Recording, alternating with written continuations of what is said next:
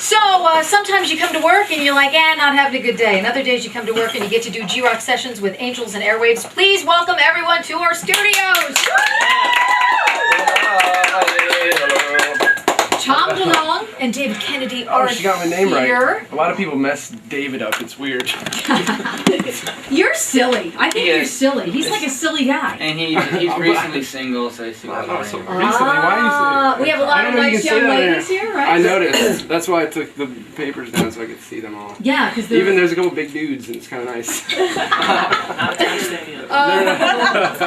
So, geez, I don't know where to start. First of all, congratulations on a phenomenally great second record. Thank you so much. I Empire this week on Tuesday officially hit stores. A nice, real, I'm going to call this a nice, meaty piece of music. Tom, yes. Does it sort of mirror your life, the band's life? Well, Tell me about it. This was the experiment was this.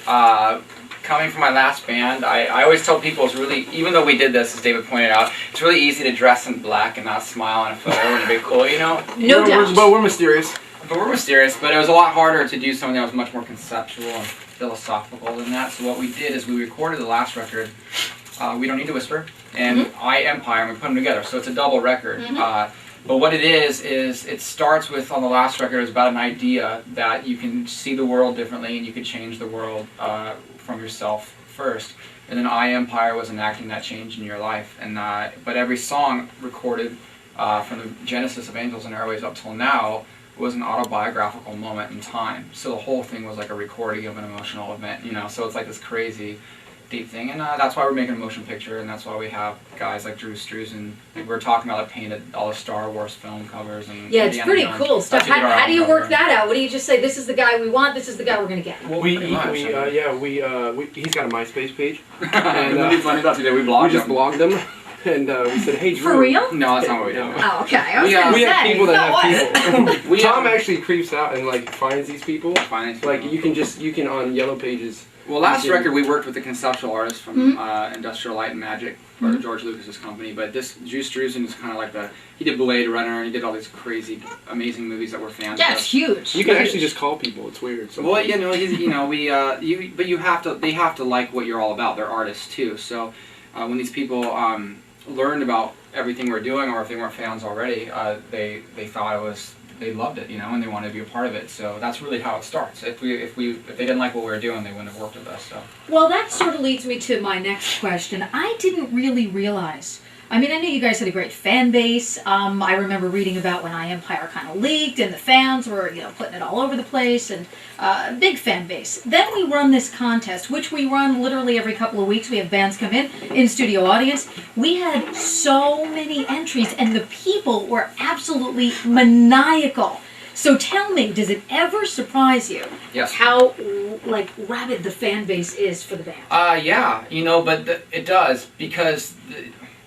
Yeah, it does. I mean, we're a little maniacal ourselves, so that probably translates to some other. See the lady right there? Yes, I do. Okay. See, this is. I'm sorry. Are you Michelle? Yes. All right. This is Michelle from Brick. Michelle. Pete is the guy in the corner there who calls the winners and tells the winners, guess what? You have won on G-Rock Radio.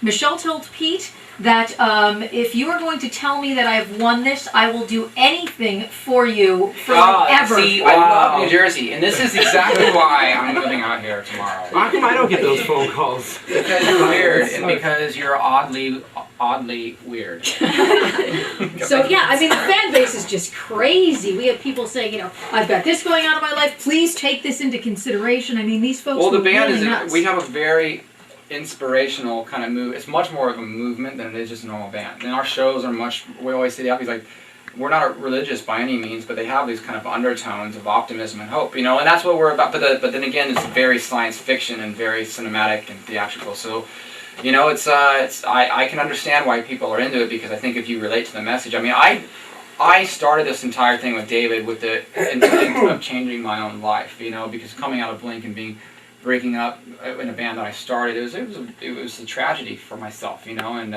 you lose a part of yourself, so I went to go rebuild a part, and and I think that's why it's communicating to so many people. But that's probably why people were like, we have this going on. You know, if you look at, because it's meant to be an escape. It's meant to be like, you know, for us, and another answer, another way to sort of be a part of something else, and not just be something you do. Sort of, not that there's not great songs, but songs that you just listen to and it just goes in and out. You know, and we're trying to make something for us to experience and create things, but also for people to come along and be a part of as much as we're a part of it.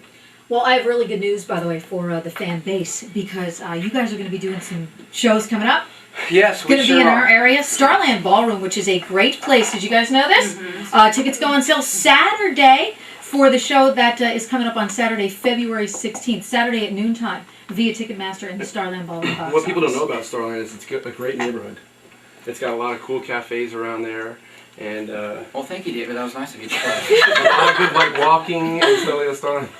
It's a great place to take a lady and eat some food and have some. And come and hang out with us, you know, at Starland Ballroom. Have some poo-poos. Comes right from David Kennedy. It's a great neighborhood. I love it.